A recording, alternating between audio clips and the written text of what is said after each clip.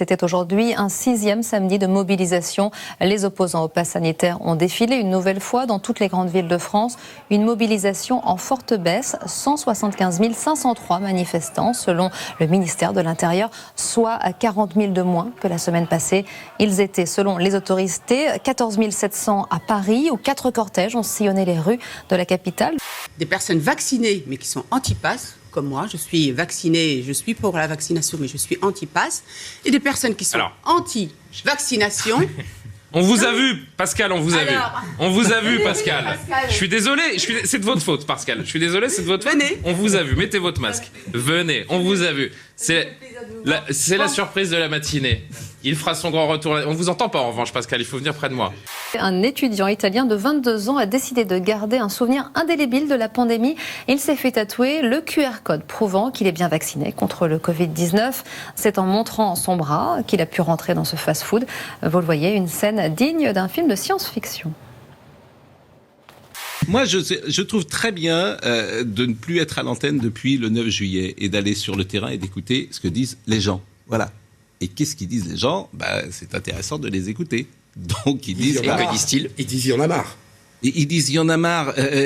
D'abord, ils sont souvent en colère contre les médias. Très souvent. Parce qu'ils trouvent qu'il y a une pensée officielle qui est diffusée. Alors là, je mets tous les médias dedans. Bien souvent, ils disent ça. À Montpellier, la manifestation qui a réuni près de 9000 personnes a été perturbée par des affrontements. Ils auraient fait plusieurs blessés. Et par ailleurs, des manifestants ont jeté des centaines de quotidiens devant le siège local du journal L'Indépendant, vous le voyez. Ils trouvent qu'effectivement, la politique de la peur, ça suffit. Donc voilà ce que j'entends. Arrêtez de nous faire peur, arrêtez de nous faire peur. Ils sont évidemment sans doute pour la vaccination pour les gens fragiles. Ils sont extrêmement réticents pour la vaccination pour les enfants. C'est même un thème, à mon avis. C'est vrai. C'est un thème. À peine nés et déjà isolés. En Martinique, 9 nourrissons sont atteints du Covid-19. 4 ont même été placés en réanimation. Une situation inédite. Jusqu'à présent, on en a eu de temps en temps quelques cas comme ça. Mais là, ce qui est nouveau, c'est qu'ils arrivent par vague épidémique finalement.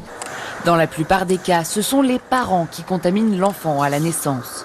À l'étranger, c'est la situation en Afghanistan qui préoccupe ce matin encore. La situation est toujours tendue, notamment autour de l'aéroport de Kaboul, mais les rotations se poursuivent avec le pont aérien. Un 3e appareil a pu se poser hier soir à Roissy avec 200 personnes à bord. Des ressortissants français et une grande majorité d'Afghans à bord, des femmes, des enfants ou ce bébé dans les bras d'une militaire française. Une photo accompagnée par ce tweet du président Emmanuel Macron. C'est l'honneur de la France. Bienvenue. Alors aux enfants de la patrie, le jour de gloire est arrivé. Merci Christian. Donne-moi une émotion, je te la joue. Une émotion ? Une émotion, mais tout de suite, hein. Vas-y, Julie, c'est elle qui le fait. Comédie française. La peur. T'as peur de quoi, là ? La tristesse.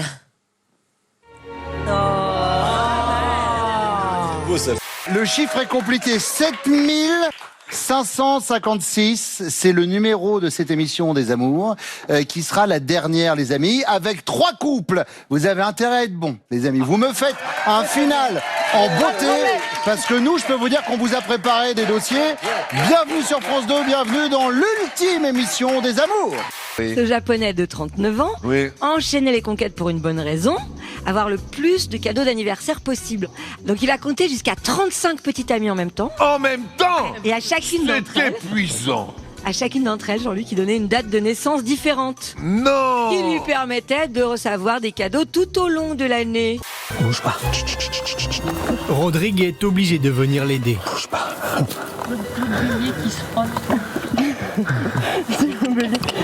Mais un invité surprise se mêle à l'intervention. Il est excité, c'est un mâle. Sauf que, évidemment, à un moment, 2 d'entre elles se sont aperçues de la supercherie. Tu t'es fait avoir. Voilà, elles ont prévenu les autres victimes, elles ont porté plainte pour escroquerie. Oui. Bon, alors le montant, c'était que 765 € parce qu'elles faisaient pas non plus des cadeaux de ouf. Non mais vous vous rendez compte, quand même. quelle arnaque. Oh, c'est nul, hein. Ouh. Clara, vous êtes déjà venue dans l'émission ? Oui, c'est ça, il y a 4 ans. Comptez-nous 4 ans déjà ? Oui, 4 ans déjà. Ok, ça s'était passé comment ? C'était très sympa, j'avais été maestro, mais j'avais strictement rien gagné. Et alors, il paraît que vous revenez pour vous plaindre. Oui, exactement. Qu'est-ce qui s'est passé?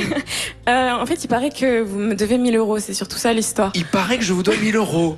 C'est coquet. Attendez, allez, 2 secondes, on va se calmer. D'abord, si je vous les dois, je vous les donnerai. Casse-tête.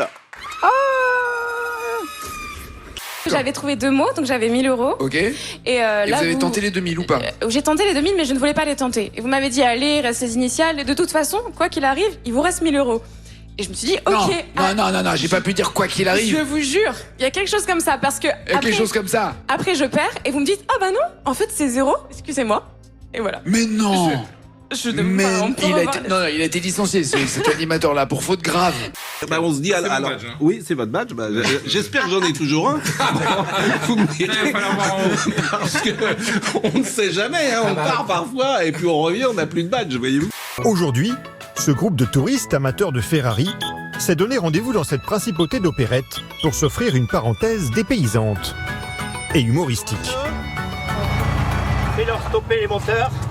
Inspection, mon capitaine. Transporter des armes? Non. Substances illicites? Drogue? Alcool? Vous en prenez? Oui, des fois. Vous en volez? Alors Clara se plaignait un peu parce que les M&M c'était payant, c'est vrai que pour l'accueil... 1 € le M, ouais, c'est... Non, je crois que tu as une petite poignée, si je puis me permettre. Alors attends, faut les compter, comme ça on aura le prix du MS alimenté. Un shot de MS, vous êtes vraiment des rats. Attendez, comment? TF1 est en train de racheter M6, il y a 2-3 trucs qui s'expliquent, ok? Voilà. L'essence même de leur projet, c'est ça. Vendre leur facétie. Et ils ne reculent devant rien. La boîte à air. Donc, alors évidemment. Exemple, avec l'un de leurs meilleurs espoirs, cette boîte à air. La boîte contient de l'air du Béarn Pyrénées. C'est une boîte de conserve dans laquelle il y a de l'air de l'As. Donc, il n'y a rien en fait. Ah non.